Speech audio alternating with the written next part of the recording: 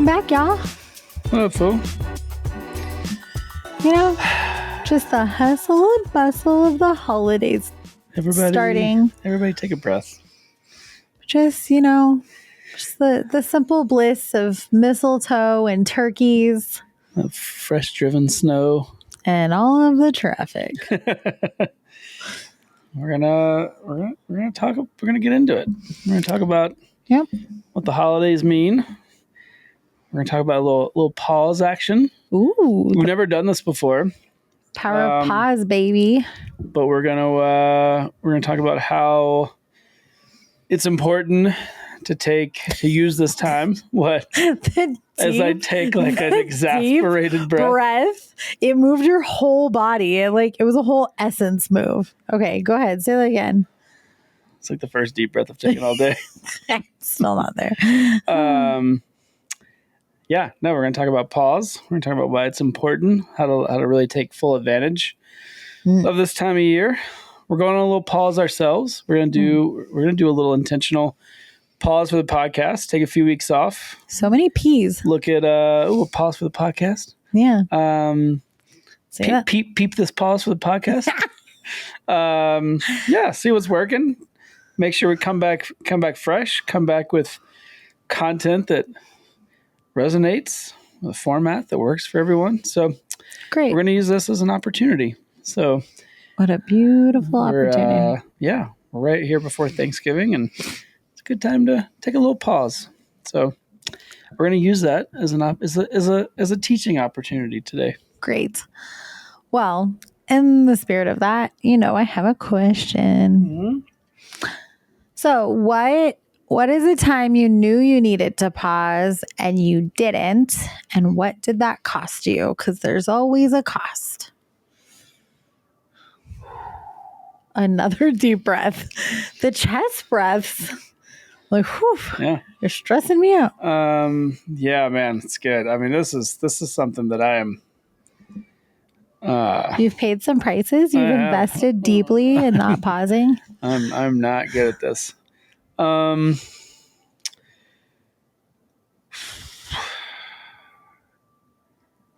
There's just literally so many instances. Like it is something that I have always struggled with. And it, I honestly, there's so many examples. I think I'll speak more broadly though, in the sense that like, I know where and how it does impact me when I don't pause, because I have done it so poorly for so long. Relationship with myself, right? I mean, your health, and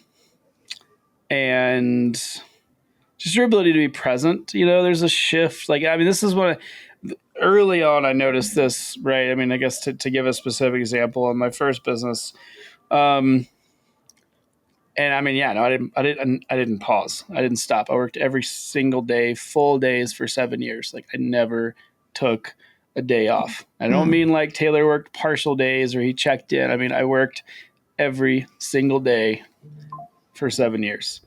And how many hours a day? Oh, as many as 10, 12, like full days. Like every day, 10, every 12 day. days. Okay. Yeah. Hours. And I only say that to highlight like what I recognized is that I looked healthy. Like I still exercised every day. I was a pretty accomplished runner, and went to the doctor, and I was horribly unhealthy. I mean, I had high blood pressure, like dangerously high, where the doctor was scared to let me leave the office. Whoa. And that was the impact of not recognizing or not giving validity to how important and how critical taking a beat is, and being really intentional about that. And then, it showed up in every other area of my life, again, relationship with myself, certainly relationship with folks I cared about. It's something that I work really, really hard on now to try to be better at. It's not my default mechanism. or my default state. So, I still have to work at it. I need accountability. I need accountability. I am around people that help me be better at that. But yeah, no, the pause and yeah, there's been very high prices there. I mean, from my personal health to, yeah, everything in between. Sounds like that's the big one, is personal health. For sure. That was the most kind of in your face, as I felt like I felt like I was getting the best of it. It was that narrative of like, oh, I'm good. Like, I'm still healthy. Like, look at me. Like, I look healthy. I don't need to sleep. Like, I can work. I don't need to do the things that other people say they need to do. Ooh, superhuman complex. Imagine that. Yeah. So no, there's a real cost, and we try to be. I try to be better about it now. In my own life, we try to bake that into our culture and how we think about rest and space and pressing a pause and how to use the holidays and so yeah, it's something that I want others, I hope that others can learn, or my real intention is that others can learn from my experience. I'm like, let me tell you like why this doesn't work, and like I've been to the end of that. Let me tell you how it plays out. Like, if you think that you can be this person or like it doesn't matter, like let me just go ahead and walk you through the entire story because I've seen it from start to finish. Yeah. So part of why we do this podcast. It is. There's a lot here. Okay, so we're going to ask you to pause with us this season. And so we want to break down a little bit and break this topic down a little bit and give you some real tips and ways to pause. Because if you're like us, like, what does a pause look like? Like, do I just not do anything? Just like sit on the couch and twiddle my thumbs? Like, what does a pause look like when I have the presents, the kids, the work, the employees, all the things that are needed? And during the holidays, I think the people who are under the most pressure typically are people who are leading in different areas. So you're leading at work, you have a family. I mean, we all kind of have a family typically, but like you just have a lot of buckets and a lot of people and a lot of different capacities that you are required to show up for. And so this has the ability to kind of like start to layer, and leaders often find themselves like pretty exhausted at the end of the year. I think that's something we hear pretty consistently, is like, even this week, getting ready for Thanksgiving, we've heard that a lot, like really looking forward to like the break. I've been running full throttle for the entire year. The team's tired. We're disconnected. I just need some time to pause and reconnect with people or the things that actually matter. So, yeah. Like, give us the jumping off point. Get this conversation actually started. You look so poignant there. I was like waiting for a big... Well, I have so many thoughts about this topic, but I'm going to just take it one step at a time. One step at a time. You're going to pause? Oh, yeah. Wow. I'm really good at pausing. I take vacations all the time. Taylor never has to give me any accountability to take any time off. I'm really good at this. You're better than I am. Am I? You suck at it, but I suck real hard. You suck a little less than I suck, so you're actually good. Yeah. No, I suck more than you do. No, you know what though? You're better at taking vacations. I'm better at just like shutting off everything at night or on the weekends. Yeah. And so if we could combine our forces. Yeah, we could be really good. Man, I don't know. You think as much time as we spend together, we could learn from each other, but it doesn't seem to be happening. No, I'm taking a couple days when we go to LA. That was inspiration from you, remember? Yeah. And I went to Nashville with my daughter. I don't know. That was a pause. Let's be honest. Drinking with a 21-year-old in Nashville was not a freaking pause, but it was fun. Maybe pauses can be fun. Maybe it was a pause. I'm going to reframe my thinking here. And maybe this conversation will help me understand what the reset is. So take it away, Taylor. Well, I think the first thing to kind of recognize is that most of the time we don't pause, or when we pause, it comes in the form of a crash. So we don't pause until it's forced. I know you and I have both experienced that, and the goal here is that through intentionality, through getting ahead of it, we can call it a pause, we can call it a reset, we can call it whatever. It allows us to create space for things that don't really happen or are much harder to access when we're crashed. Mm-hmm. So when we're like truly at the end of our rope, some of these things are they're much harder to arrive at. So the first one is there is a nervous system regulation aspect to this. So, your brain needs recovery to stay efficient. So, and this is where there's a juxtaposition here as we stay engaged, we stay in it because we think, I need to do more, I need to produce more, but it's diminishing returns. There is a point where we fall off the cliff and we're not doing our best work. We're not thinking clearly. We don't have our best ideas. We're not any of the things. And so the intentional reset allows for the nervous system kind of reset, a regulation. Juxtaposed against that is when you crash, that's when your nervous system is just totally shot. And so bouncing, that's not when you're going to regulate. That's a repair period, right? You're so far off the deep end or off the cliff that you got to come back to like even baseline and then some. So if you can get ahead of it, then the nervous system regulation is actually available to you. Reflection is a key piece here. So, you can't build the future without evaluating the past. So you need to make sure that you're taking stock of what's working, what's not, have some time for intentional reflection so that you can deploy that effectively towards whatever you're doing next. Clarity, next big piece here. So when we pause, when we have reset, we create space for strategy, right? We get clear on what matters, what moves the needle. And that ultimately is our responsibility as leaders, right? We are the ones that need to be the most clear on the strategy, on the vision, on what that looks like done well so that we can communicate that effectively and allow others to step into their genius zone. And so without that clarity, it really, kind of sabotages us from a leadership position or perspective. And then last but not least, connection.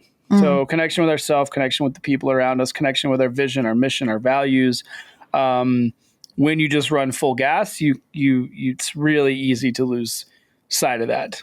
You just get focused on its task orientation. You value, producing more over clarity or connection.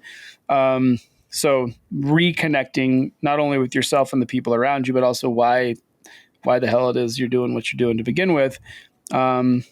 Is super important. So that's what you can expect. Those are some of the benefits of getting ahead of this, being proactive versus reactive. Don't wait for things to crash. Use times like this, like we're doing, like we're advocating for, to take a beat, retool. That's one of the things we're doing. We're going to reflect what's working, what's not. How do we best serve our audience? What kind of content do people want? Let's get clear on our strategy. What does growth look like? What are the opportunities in front of us? And then connect with our team and the people around us and the people that help us produce this podcast so that we can understand, like, what do they need? How do we grow as a team? So, all of those things are exactly what we're going to work to deploy. So I think ultimately it's something that's not optional. I think through these kind of four things that I mapped out, or these four areas, I think we really can see it as essential, right? To be the person that we know that we need to be healthy, to be connected, to be clear. We have to reset. Otherwise, we're just going to erode who we are, what makes us, our best selves as leaders. And that's not what we want. Yeah, and there's some like real research here. So the research from McKinsey shows that leaders who intentionally pause and reset at the end of the year are 31% more effective in their strategic planning in Q1. And, I think a lot of times, like when I look at stats, I'm like, all right, 31%, like what does that actually mean? What if someone could give you a third more of your team? Like, what if you could double your team by a third? We would have one more person. Look at us. No, maybe more than that. But, like if we had one more person, that's 30%, right? And so I think it's interesting to think about that from like our personal bandwidth. Like if you could have an extra arm, you would probably get more done. It's like a whole extra arm. Or not, because you'd be a freak show and everybody be staring at you all the time. No. I mean, it just like break that number down, right? Like what would a third more production look like? 30%. I can't get past the arm thing, honestly. You all are welcome for that visual. I'm really glad it landed. Okay, let's talk about like a real reset. And Taylor loves a framework, so I get to break down our framework today. I know. I'm excited to get to do this. This is my holiday gift to you. Wow, I know. And I think you maybe will do the leadership challenge. This is your yay. This Christmas is present. Don't ever say I didn't get you anything. Wow, I'm going to unwrap it right here in front of you all. Okay, so we have 4 like simple, not easy, but 4 steps for a holiday reset. So the first one is review your year honestly. We love this one.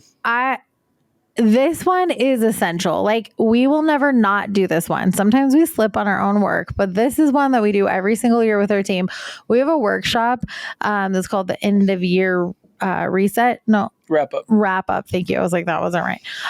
Wrap up. And it is so good. And we have so many teams take advantage. It is amazing. And it'll change the way your team thinks about strategic planning, and it just brings people together. So I absolutely love it. I'm going to give you a couple of hints or tips. So a couple of things that you can ask yourself if you review your year honestly is what worked, what didn't, what did I learn, where did I grow the most, and then what drained me or what energized me.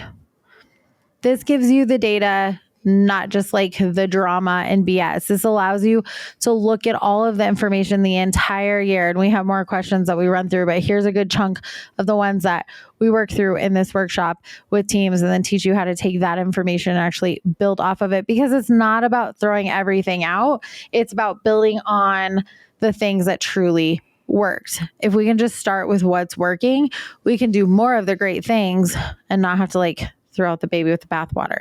So step 1, review your year honestly. Step 2, release what doesn't serve the future. If it didn't work this year, bitches, it ain't going to work next year. Most likely. I mean, maybe sometimes there's like a time game, but like if it truly did not work, just stop doing it. So here's a couple of questions that are going to help you understand what didn't work or what's not serving you. So this is like honestly where most leaders avoid the truth. They just like want to keep running at the things that aren't working, because then we don't actually have to like take ownership that we failed or it didn't work or whatever. So a couple of questions. Ask yourself, what needs to end? What am I tolerating that I shouldn't be? What responsibilities no longer fit who I am becoming? So if you don't like the information you're getting today, then you got to shift who you are to get something different. If you want something different, you have to be something different. So what's no longer a fit? So, and think about this as letting go of these things opens up capacity for where you want to go, and not feel like it doesn't hold you to where you are. So release that shit that's not working. Step 3, recenter your mission. Excuse me.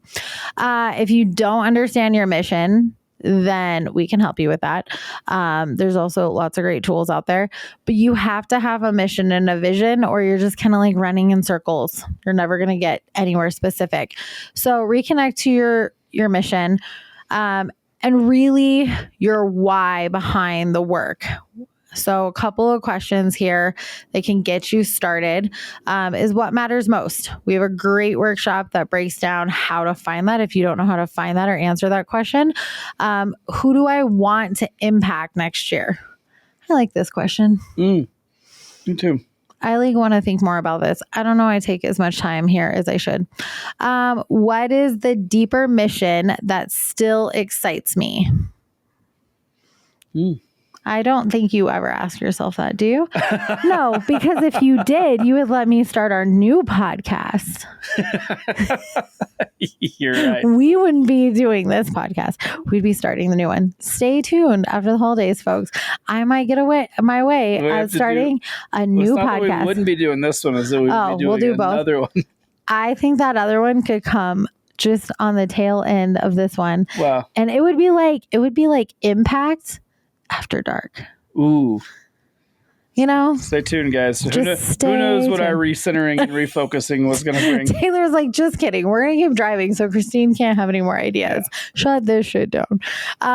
Okay. So recenter your mission. Look at what excites you. Look at what matters most to you. If your mission feels distant, this step brings us back to base camp. Like, this brings you back home. It recenters you, and it helps you not drive from like what is, and helps you drive for what you actually want. Number 4, before January hits, decide. There's a couple of things I want you to decide. So first one, what habits do I want to bring into the new year? What boundaries need strengthened? And then how can I protect my time, energy, and genius zone? That's good. That is good, right? You staring at me? Yeah. Genius zone. I'm just kidding. So think about this from a place of like, a lot of times we just we have to do all these things, but this is the rhythm that determines the results. So if you're just driving and you have no rhythm and you have no boundaries and you're just like letting everything take up your time and you're focused on all the wrong things, so you're not really in your genius zone, so your ROI on your time and your yield on your time is just like you're doing $5 tasks and you actually should be spending your time on only $5,000 tasks. You're just wasting a lot of time, and so results follow that. So take some time. I'm going to map these out really, really quick with no questions, but go back and like re-listen. We'll put them in the show notes.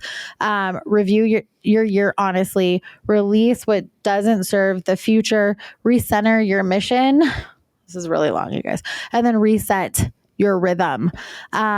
So think about these things. Take some time to unpack them in your pods, because you won't be listening to our podcast every week. You'll have time to actually go through those. Oh, wow. And you know what? There's about 4 weeks. So you could do one of those every single week in exchange for what you were doing, AKA listening to our podcast. What an opportunity. And you know what? It just works out perfectly. You'll be ready to go and the pause will serve everyone. So you know what? Taylor, you're welcome. What a gift. Tell us what we get in return if we actually take those steps. Yeah, well, let's talk about, I want to actually reframe or set like the antithesis of that. So what we talked about, like what is possible. You gave a great framework. Great job, by the way, on the framework. That's usually my gig. You nailed the framework. Did I kill your genius zone? No. Oh, great.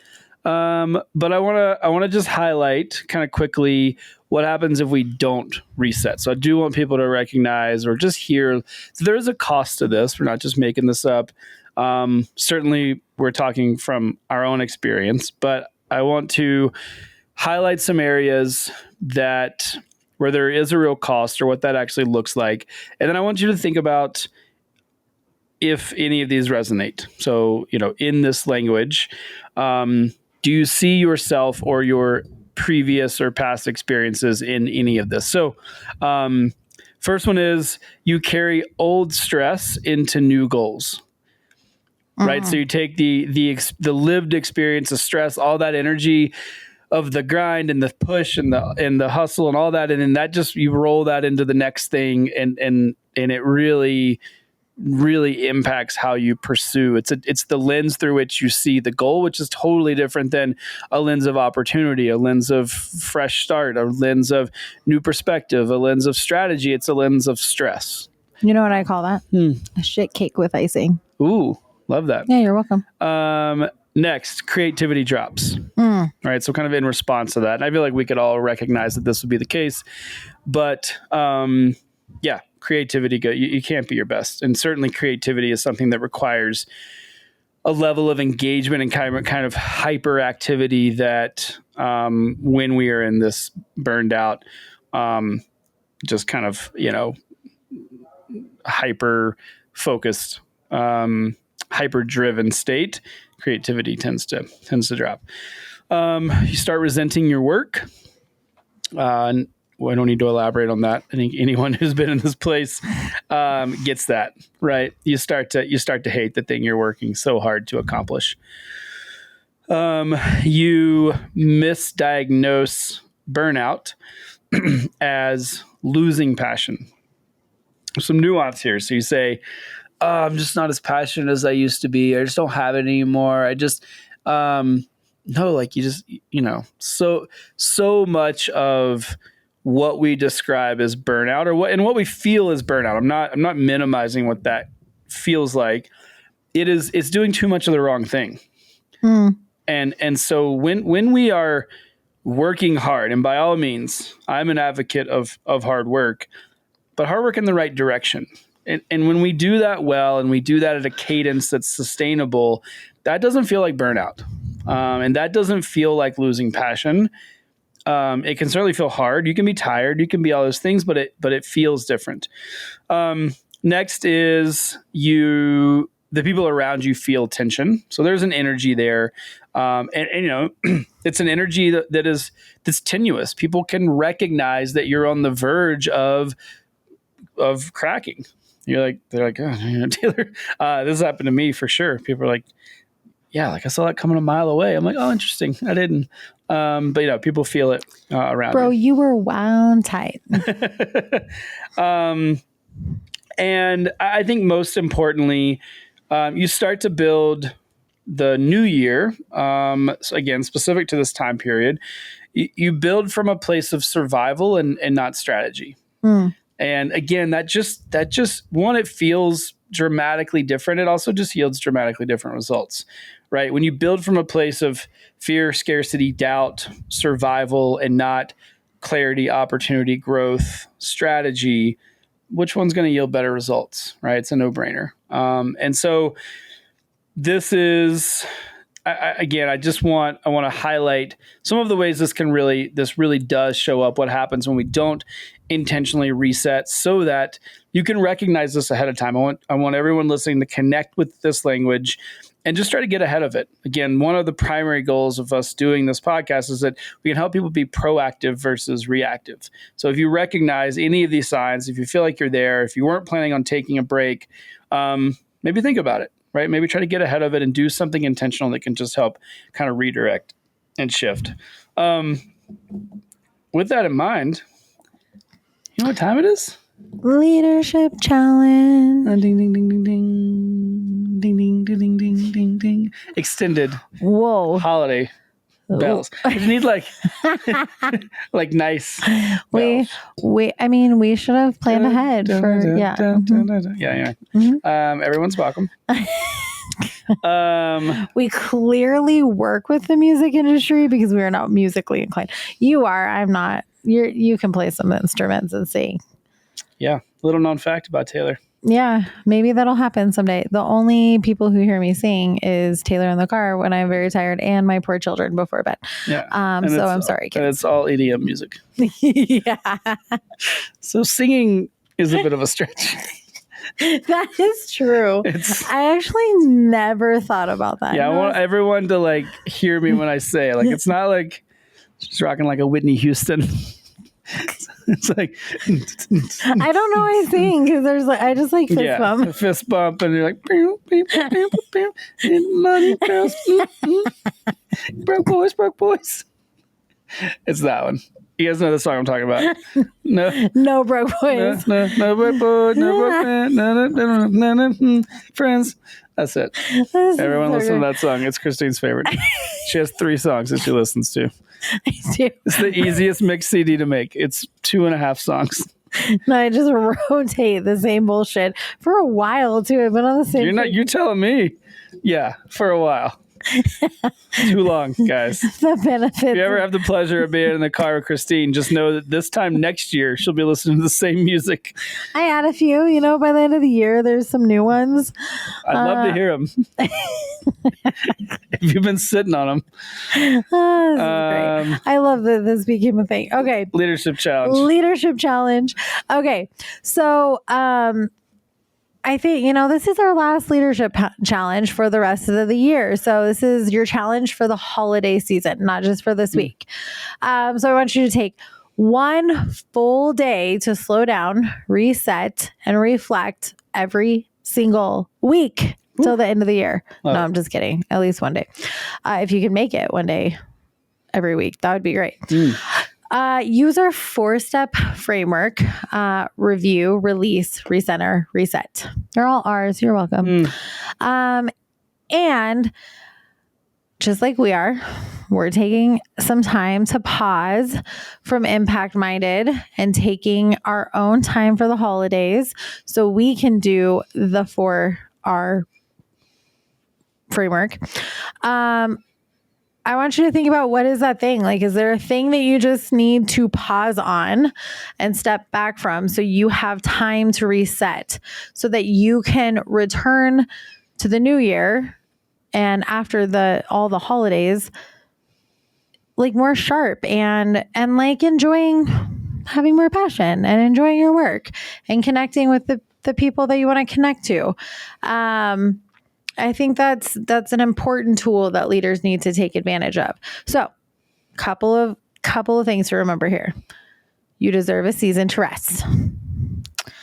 You also deserve a season to reflect. And you definitely deserve a season to realign so that you can start the new year not burned out and not already exhausted. And go get your 31%, people. Go get it. Love it. Go find your 1 arm. Go get your 3rd arm, friends. We'll see you in the new year. We hope you guys have a great holiday season, and we're super excited to bring you some fresh content next year.